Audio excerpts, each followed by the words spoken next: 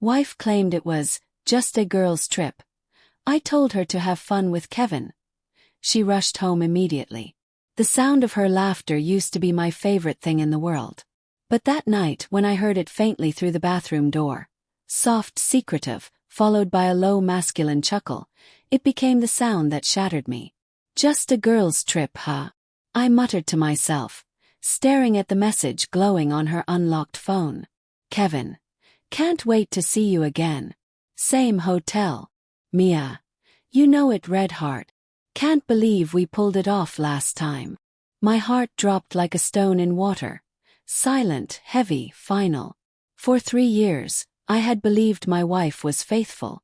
That our love, built on late-night talks, shared dreams and mutual respect, was real. But one careless message had rewritten everything I thought I knew about her. Mia had always been the kind of woman people noticed. Confident, magnetic, effortlessly charming. She worked in marketing, and her job often involved travel, meetings, conventions, networking. I used to admire how ambitious she was.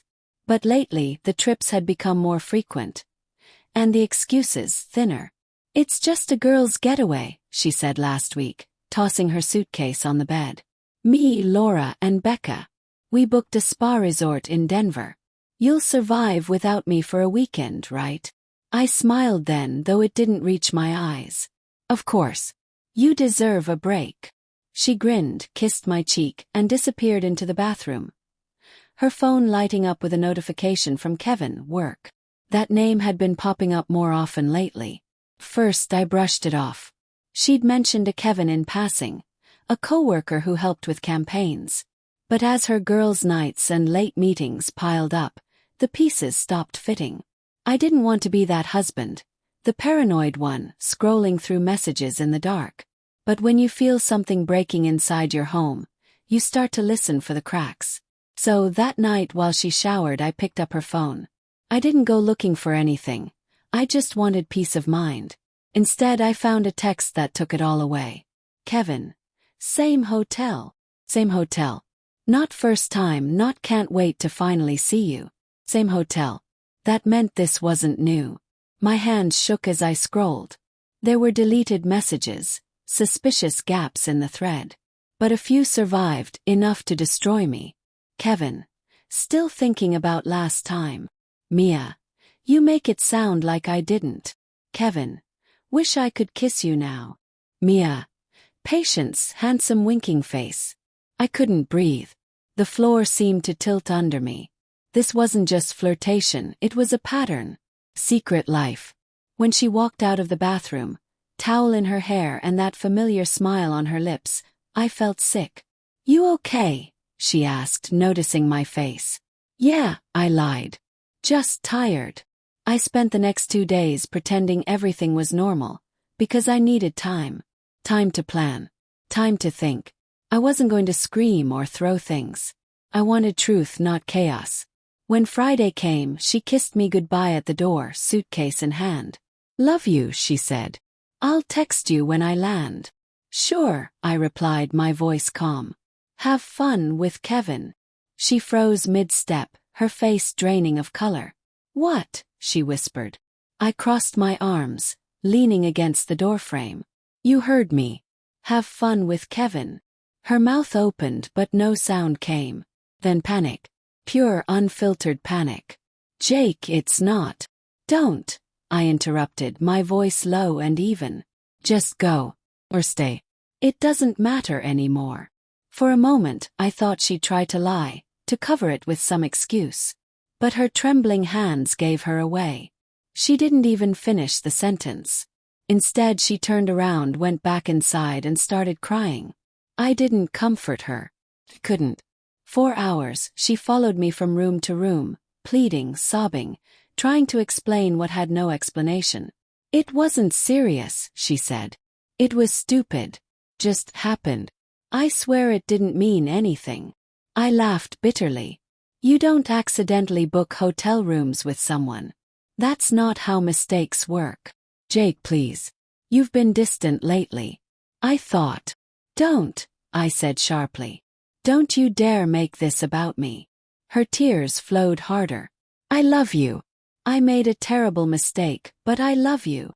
Then why, I asked quietly, did you rush to delete your messages but not the memories? She didn't answer. Just sank to her knees, covering her face. I wanted to hate her. God, I wanted to. But all I could feel was this hollow ache, like someone had scooped out my chest and left nothing behind. That night she slept on the couch. I didn't sleep at all. At 2 a.m. I went to the kitchen and stared at the ring she'd left on the counter, a small gold band with our initials engraved inside. We'd picked it out together when money was tight. I remembered her words then. It's not about the price, Jake. It's about the promise. Promises. What a joke. The next morning I left early for work, but I couldn't focus. Her voice echoed in my head, pleading, apologizing, saying all the right words too late. By noon I decided to check one thing. I called Laura, one of the supposed girls from the trip. Hey Laura. Sorry to bother you, just checking in. Mia said you were all flying to Denver today. Then confusion. Denver. No, I haven't talked to Mia in weeks. Why? That was it. The final nail. When I hung up, my hands were trembling again. Not from sadness this time, but from the cold, consuming realization that everything had been built on lies. When I came home, she was waiting at the door, her face pale and swollen from crying. Jake, please, she whispered. Can we talk? I already did, I said. With Laura. Her breath hitched. You called? Yeah. Turns out your girls' trip was more of a romantic getaway. Tell me, Mia, did Kevin book the room this time or was it you? She burst into tears again. I ended it. I swear. Before this trip, I told him it was over. I wasn't going to see him again. I stared at her, searching for even a flicker of sincerity. But all I saw was fear. Not remorse, fear of being caught. You don't get to end something, I said quietly. That never should have started. The days that followed were a blur of silence and distance. She begged for counseling, forgiveness, a chance to rebuild. But every time I looked at her, I saw that message. That heart emoji. That same hotel. I couldn't unsee it. One night, I sat on the porch alone, beer in hand, thinking about how it all fell apart. How two people who once shared everything could suddenly feel like strangers. She came outside quietly, sitting beside me. For a while, neither of us spoke. Finally, she said, I don't expect you to forgive me. But I do need you to know. I hate myself for what I did. I didn't look at her. You should. But that doesn't change what's gone. I'll do anything, she whispered. Therapy, honesty, whatever it takes. I shook my head slowly. It's not about doing things now, Mia. It's about what you already did. You took something from me, trust, and I can't get it back. Her lip quivered, but she nodded. Maybe for the first time, she understood that some things can't be undone. A week later, she packed her things. No fights this time, no tears left to spill. Just quiet acceptance. Before leaving, she placed an envelope on the kitchen table. For what it's worth, she said, her voice trembling. You were the best thing that ever happened to me. Then she walked out. I didn't open the envelope for days. When I finally did, it was a handwritten letter. Pages of apologies, confessions, memories. At the bottom, one line stood out.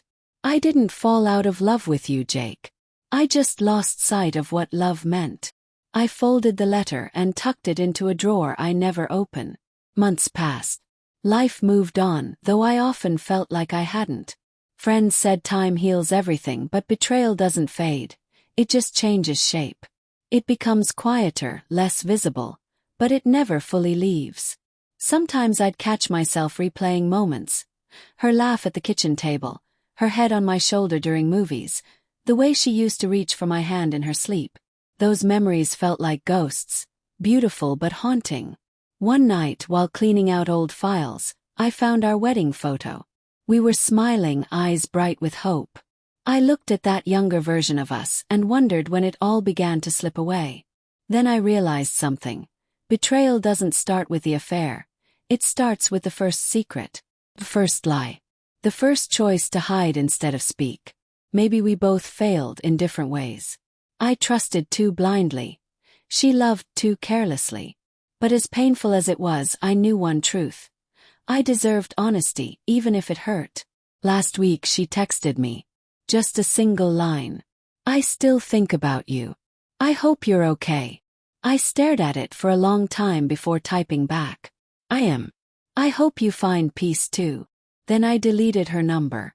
Because sometimes closure doesn't come from forgiveness. It comes from walking away, knowing you finally chose yourself.